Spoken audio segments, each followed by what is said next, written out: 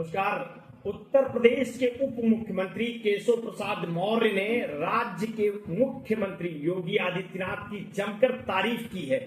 इससे पहले दोनों नेताओं के बीच कथित मतभेद की वजह से यूपी में नेतृत्व परिवर्तन की अटकलें भी लगाई जा रही थी। उपचुनाव की तैयारी के बीच मिर्जापुर विधानसभा क्षेत्र में बीजेपी कार्यकर्ताओं के सामने केशव प्रसाद मौर्य ने कहा कि प्रदेश के हमारे मुख्यमंत्री के नेतृत्व में देश के सभी मुख्यमंत्रियों की तुलना में सबसे अच्छा काम हुआ है। मौर्य ने कहा कि हमारी डबल इंजन की सरकार स्वतंत्र भारत में सबसे अच्छा काम कर रही है। उन्होंने योगी आदित्यनाथ की प्रशंसा में कार्यकर्ताओं से पूछा कि दुनिया में मोदी जी जैसा दूसरा कोई नेता है क्या? देश में योगी आदित्यनाथ जी जैसा कोई दूसरा मुख्यमंत्री है क्या? मौर्य का यह बयान ऐसे समय में आया है जब यूपी के मुख्यमंत्री योगी आदित्यनाथ से उनके मतभेद की खबरें सुर्खियों में हैं। कयास यहां तक लगाया जा रहा है कि बीजेपी की यूपी सरकार में बड़ा बदलाव हो सकता है।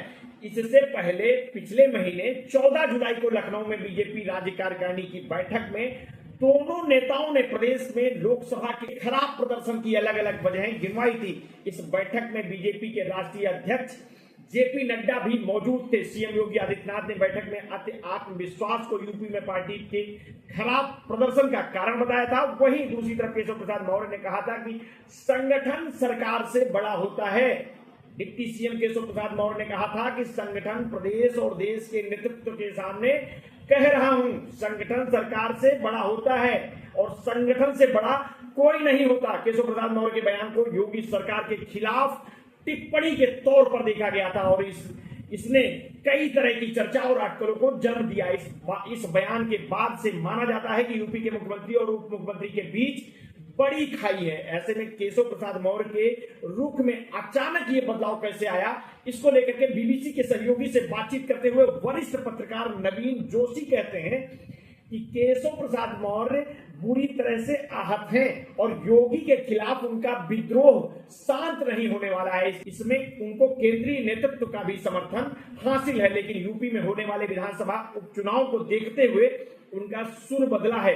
बीबीसी की एक रिपोर्ट के अनुसार लोकसभा चुनाव में यूपी में बीजेपी को बड़ा झटका लगा है। इसमें पार्टी को लोगों को ये मैसेज देना चाहती है कि योगी ही कमांडर हैं। नवीन जोशी के मुताबिक लोकसभा चुनाव में बीजेपी के हिंदुत्व को लेकर आक्रामकता कम हो गई थी और आरक्षण के मुद्दे पर विपक्ष की चाल भी काम कर रही थी। उत्तर प्रदेश में बीजेपी की राजनीति को करीब से जानने वाले वरिष्ठ पत्रकार ब्रजेश शुक्ल केशव प्रसाद मौर्य के बयान में आए इस बदलाव को थोड़ा सा अलग तरीके से देखते हैं। उनका मानना है कि केंद्र ने केशव प्रसाद मौर्य को फिलहाल चुप रहने को कहा है।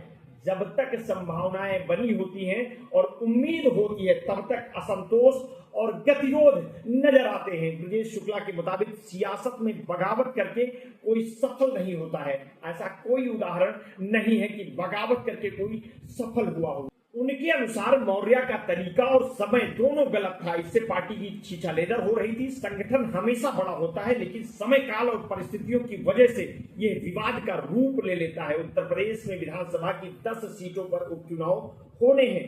यह उपचुनाव एक तरह से बीजेपी के लिए प्रतिष्ठा का सवाल भी है।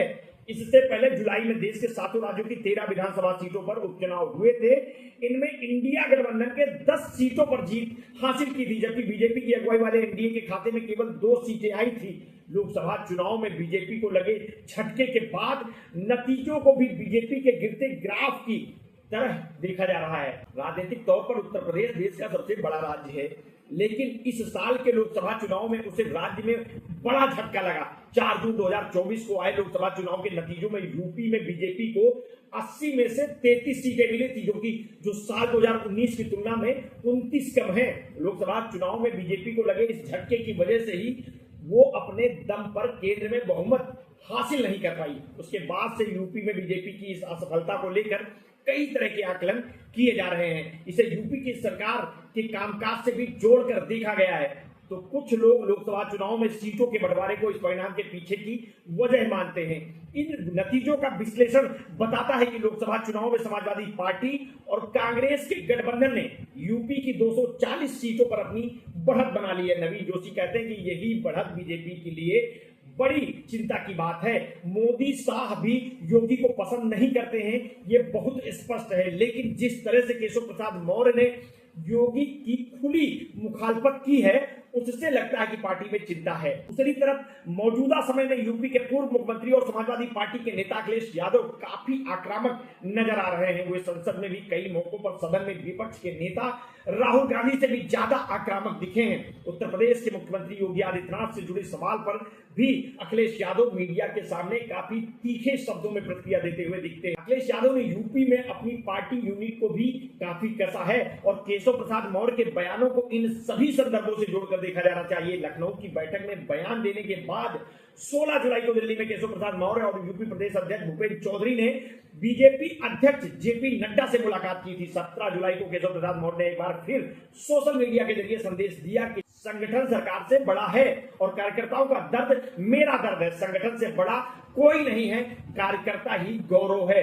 इसी दिन यूपी सीएम आदित्यनाथ ने प्रदेश राज्यपाल से मुलाकात की थी। राज्यपाल के दफ्तर की ओर से इस मुलाकात की तस्वीरें साझा कर कहा गया था कि यह शिष्टाचार के नाते मुलाकात थी। बीते 1.5 महीने के अलग अलग तरीकों पर हुई इन मुलाकातों और बयानबाजी ने कई तरह की अटकलों को जन्म दिया था। सवाल ये भी उठ रहे थे कि क्या सीएम के तौर पर योगी आदित्यनाथ की कुर्सी सुरक्षित है। इस सवाल को सबसे पहले बड़े स्तर पर दिल्ली के सीएम अरविंद केजरीवाल ने लोकसभा चुनाव प्रचार के दौरान उठाया था।